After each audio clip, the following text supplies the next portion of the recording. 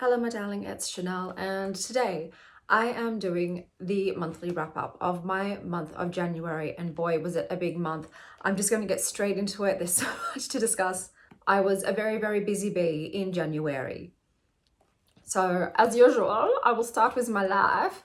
So I was going out and about as much as possible. I was exploring city lanes. I went to the NGV, and I must say the summer holiday exhibit wasn't the greatest, but I did have fun just going around and seeing what Melbourne had on offer. My cousin Ruby visited, so she is Phoebe's sister, and she now lives in the UK with her fiance. And so she came down, so it was wonderful to see her. We went out for lunch, we had a big barbecue. It was just great to catch up. I had my yearly psilocybin trip, which I take, mushrooms, to continue to have the will to live and to have a good mental health space. And as usual, they worked. I'm feeling great. I'm still a bit exhausted. It turns out the day I went on the trip, I must have been fighting something on the precipice of being sick. I never actually got fully sick, but I just stayed at a very low level of energy and health for about 2.5 weeks. This is the first day, literally, where I have woken up and felt okay. I'm still, you can hear it in my voice, I'm still not 100% well, but that's just the way the cookie crumbled, but it was fine. I was still able to do what I needed to do. I just didn't get out as much as I perhaps wanted to this month.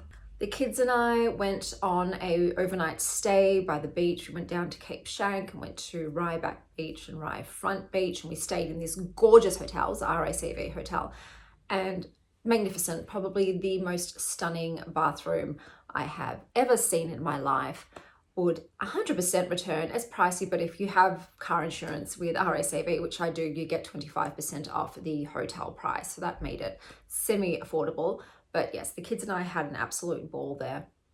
It was also Indiana's 10th birthday. For her birthday, she wanted a capybara cake and a Harry Potter theme. So I dressed up as Bellatrix Lestrange, and we had a Harry Potter entertainer come, and they played Quidditch and they made potions and they did some spells and got a wand and got sorted into their house. So that was a lovely day also. I want to give a shout out to two of my family members who've decided to start YouTube channels. We've got my auntie Helen, who is beginning her homesteading life, and my cousin Phoebe, who is doing sort of day in the life vlogs. So I will link both of their channels down below. Dating wise, I decided to delete Hinge. Yes, this happened post mushroom trip. I just thought this app is not bringing me joy, and I'm on it from a place of fear of not being able to find someone if I'm not on an app. So I've just let it go. And I'm leaving romance and love up to fate, and we'll see if that happens. If not, it's okay. I'm just going to enjoy living my life in the meantime. And I decided on my word of the year, and that is Venusian. So everything to do love, beauty, art, pleasure, abundance, and femininity. That's the kind of vibe. I really want to romancify my life. No, what's the phrase people use? Romance yourself, romanticize your life. That's the energy of 2025 for me. I think that's everything life-wise to catch you up on. Film, I watched a few films. I watched Red One, which is a kind of Christmas movie with The Rock and Chris Evans. It was fine. It was darker than I was anticipating. For some reason, I thought it was going to be a family Christmas movie, but it ended up bringing in Krampus and some other Nordic Christmas mythology beings that wanted to sort of punish all the naughty boys and girls in the world. And yeah, it was fine. It was semi-entertaining. Happy to, just have it on in the background. I also watched Twisters, which was a remake of the original Twister. And I like the original Twister. I did not like Twisters. I don't know. The guy was like a YouTuber storm chaser, and then the chick got all her friends killed in her storm chasing immediately, and it just didn't hit for me. I actually did not enjoy it, and it felt laborious to get through, so I was not a fan. And then the other film that I went and saw at the cinemas with my best friend Kate was Nosferatu. This is a remake of the campy original. This one was definitely going more for the scares, or the gasps, if you will. And I thought it was okay. It was beautiful in terms of the costumes and the set design. The cinematography was a bit odd. I think, if I recall, there was a lot of panning and zooming going on. Bill Skarsgård's voice choice for Nosferatu with his rolling R's did something for me. I don't think it should have. I don't think I should have been attracted to his monster whatsoever, but when he put his tongue in Lily Depp's mouth, I was like jealous. So I've got some things to clearly unpack and analyze about myself. But otherwise, there was full frontal in here, which I was not expecting. I did feel like there was a gratuitous amount of titty shots that weren't necessary for the film. You know, I felt like, oh, we just want to see more boobs, so we're just going to make it happen. Aaron Taylor Johnson was gorgeous, but felt completely superfluous as a character in this film. Overall, I thought it was okay. It was okay. Now on to books. I read a total of 40 books this month, so I am trying to scale it back just because of filming and editing my reading. Otherwise, I would read a lot more, but I am purposefully choosing to do other things other than read books, because otherwise I consume too much to keep up with for my booktube channel. But this month was pretty decent. I had a few 5 stars. So out of the non-fictions, my best read was Bake Joy by Kim Joyce. This is a cookbook that is a dose of serotonin. It is so bloody fun. It's even fun to read. She writes things in there, and we're slowly cooking some of the recipes. I am going to have to reduce the sugar in them though, because they're just coming out too sweet for me. I'm not a massive sweet tooth anymore, which is so weird to fucking say. I used to snort sugar. I mainlined it into my fucking veins. I would literally be one of those people that would just take sugar packets as shots. And yet now I'm like, it's too sweet. But otherwise a lot of fun. And for some reason I have lost all the footage of all of the recipes that my daughters and I have baked together from it. Don't know where they've gone. They are lost. The other 2 books that I read this month that were favorites was The Frozen River by Ariel Lawhon. This is a historical book. I would call it a historical romance, to be honest, because the marriage in this was goals. Based on a real life midwife and her journals. She was a meticulous diary keeper, and historians are now able to see what the life was like for a woman in those times as a midwife. But this book was, I guess you would say, mostly a murder mystery kind of thriller. But Martha the midwife was one of my favorite characters I've ever read about. She was fucking fantastic. So if you like really strong, feisty, intelligent, compassionate, kind women characters, I would recommend you read this. The other book I absolutely loved was Say You'll Remember Me by Abby Jimenez. I was lucky enough to receive an advanced reader copy of this book. I believe it comes out in April, I think. Don't quote me on that. Abby Jimenez is my favorite contemporary romance author. I don't really like just general contemporary romances, but Abby does infuse hers with a lot of depth. It's not just light and fluffy. It is funny. I love her sense of humor. It's very millennial, but her characters are always flawed and sort of healing and growing and addressing trauma and triggers of some kind. Her men, though, are always fucking flawless, and this is no different. The man in this is Dr. Xavier Rush. He supposedly looks exactly like Rysand from A Court of Mist and Fury, but he is now my numero uno book husband of all time. Yeah. So absolutely fucking loved him and loved this book. It's now my favorite contemporary romance book. My favorite cover of the month is Rapture by Emily Maguire, which is a historical account of Pope Joan, what her life may have been like. The book was fine, but the covers, there's 2 of them, are both lovely. Now on to the things that I purchased this month. So I did buy a treadmill, and I'm happy to say the kids and I have actually been using it. I was low-key concerned that it would just end up being a clothes hanger or just collecting dust, but no, we have been making use of it. I also got a bra. I will go and grab it. I just realized I don't have it on me. I'll go grab it. So this is pretty much like all the other bras I have gotten recently. It's the same style. It's the one I'm wearing now, just in a different color. And it's in this beautiful lilac lavender, and it was on sale. I'm collecting literally every time they make this bra in a different color, I grab it. I also backed the Delian Oracle on Kickstarter. So I'm once again doing another low buy year. I'm really just trying not to accumulate mini decks. I have an extensive collection and I would rather spend the money on books and thrifted clothes. So that's how I justify it. Like, you know, no more spending. Pretty much I tried to limit it to maybe 1 or 2 decks a month. So Delian was this month's choice because it's actually been quite easy not to buy a lot of decks. I found that with Kickstarter especially, majority of them now use AI, and I still don't like AI. Yes, Delian was this month's choice of deck. I've also thrifted some clothes, so I will show you those in a second. In the garden, I will also put some clips of what is currently growing. We've had a bit of a sun-scorched summer, so not much is thriving at the moment. But let me go grab the clothes and show you what I got this month. Okay, so I got this jumper. This is by Marc Jacobs, and I'll put a little picture up too of me wearing it. I've already worn it. It's super warm, it's super cozy, and it's real chunky and lovely, and it's not wool. I can't wear the wool. I also got this dress.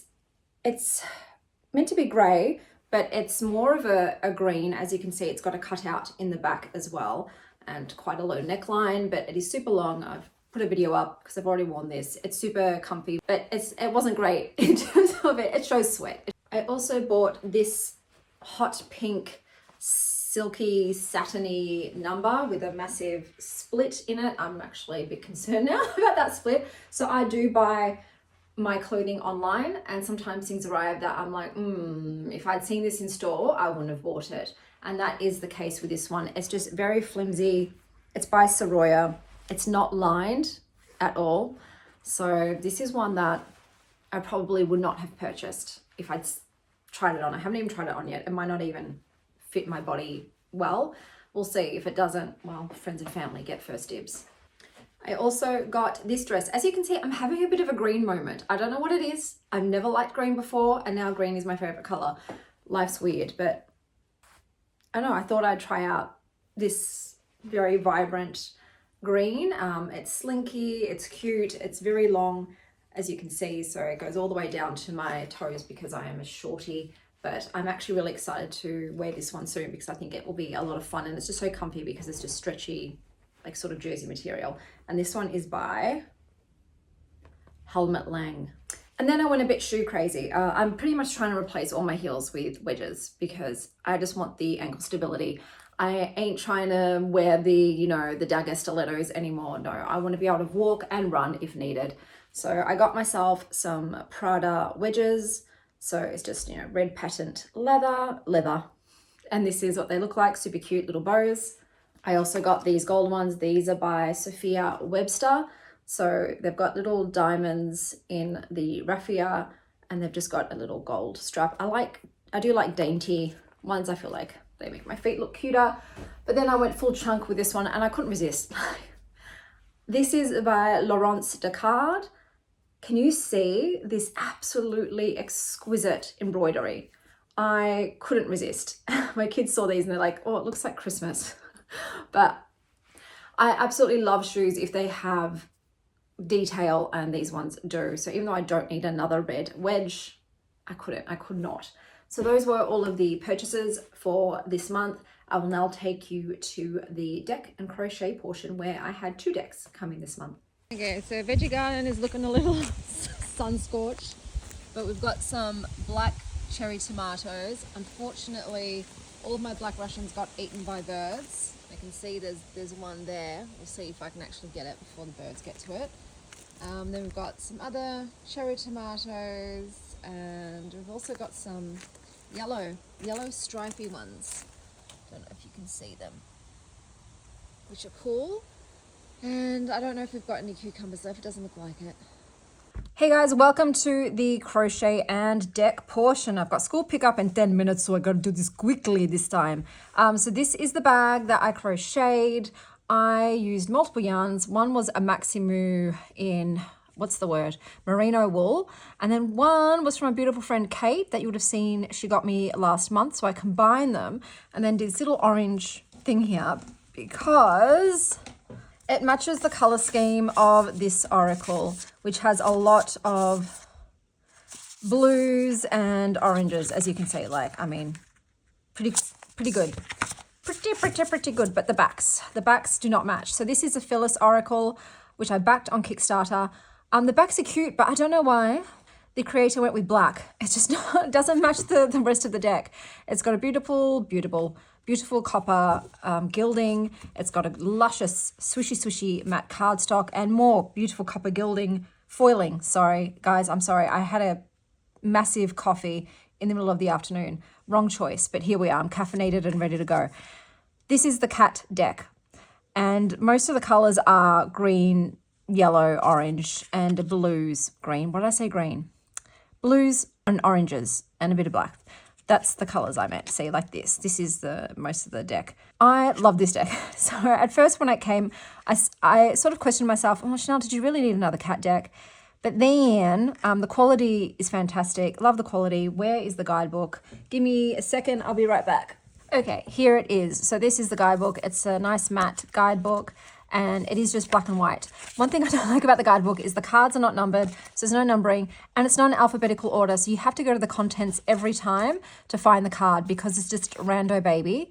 But they've got a card meaning with some keywords and then about the card. So I do like the write-up. I just wish it had been put in alphabetical order or numerical because, yeah, I hate having to reference a contents page every time.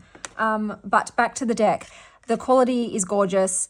I do like the illustration style. It's very fun. It's very sort of child-centered in that sort of innocence and levity and humor and brevity that you get from cats who have very similarity to children in that they do what they want and they're curiosity-led and play-led and pleasure-led, I guess.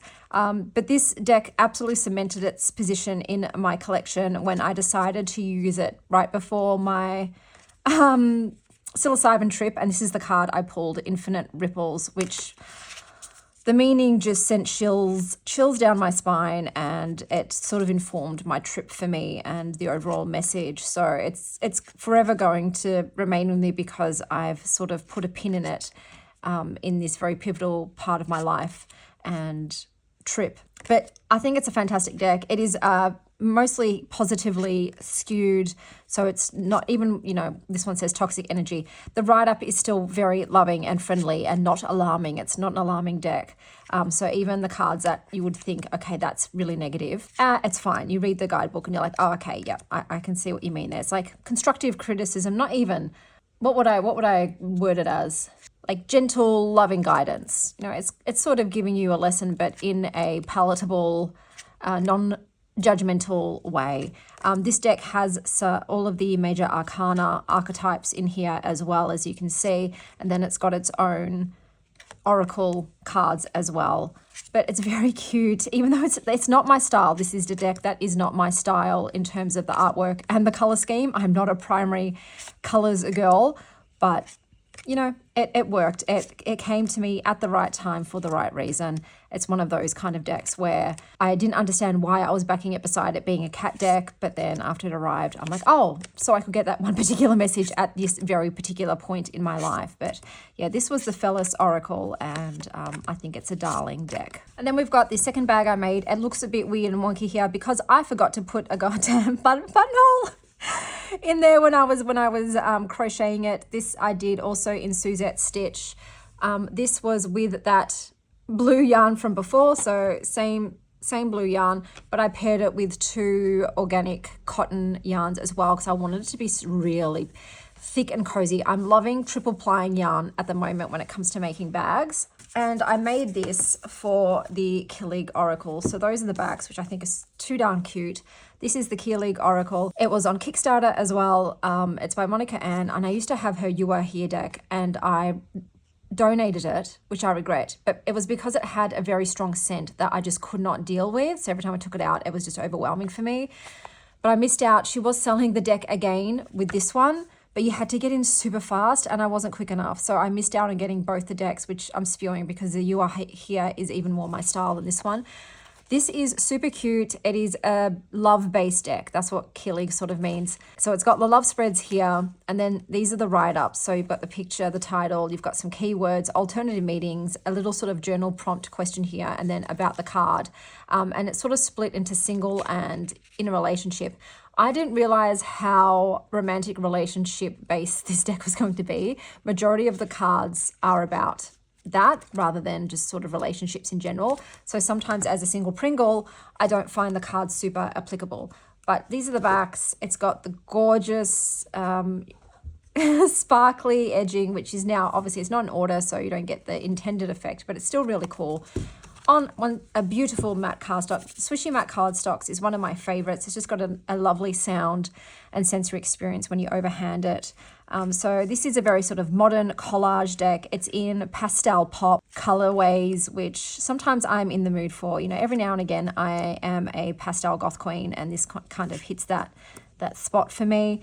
It is very modern, which is not something I usually like, but in this case, you know, I just went for it. So on the card, you've got the title, and then you've got the 3 keywords on there too. So if you didn't want to get into the guidebook, you can just use these keywords. And at the moment, most of the time, that's what I'm doing. Obviously, I did read through all of the write-ups when I first got it. My kid's like, isn't that kind of like the burn book from Mean Girls? I'm like, yeah, babes, well spotted. But yeah, at the moment, I'm going with the keywords more than the write-ups because the write-ups are so relationship-based and focused. But yeah, this is just a lot of fun. I love collage style. This is flirty. It's cute. It's poppy. It's got a sort of 2000s feel to me to it. Some cards I like more than others. That's always the way with sort of a collage deck. They've got the style of the artist, but they're not homogenous because you can't be when you're doing collage, really, unless you're creating the art that's going on the collage and it's not, you know, collected and found. But yeah, this is fun. It's not as usable as I was hoping it would be, but you know, every now and again you just want to collect something, and I do highly regret giving away the You Are Here deck, so I just wanted to have something of this artist. I am hoping one day to get the You Are Here back. But yeah, this is one of those decks where I'm just collecting it for collection's sake rather than, oh, it's because I think I can, you know, use it heavily in my practice. But it is fun. It is pretty lighthearted. And I think maybe when I'm in a relationship, I will probably utilize it more. But at the moment, I think it's one that I'll probably pull out every now and again when I want to just, you know, have that kind of fun, springy, sort of sucking on a lollipop while walking down the street kind of feel. And this is the Killing Oracle.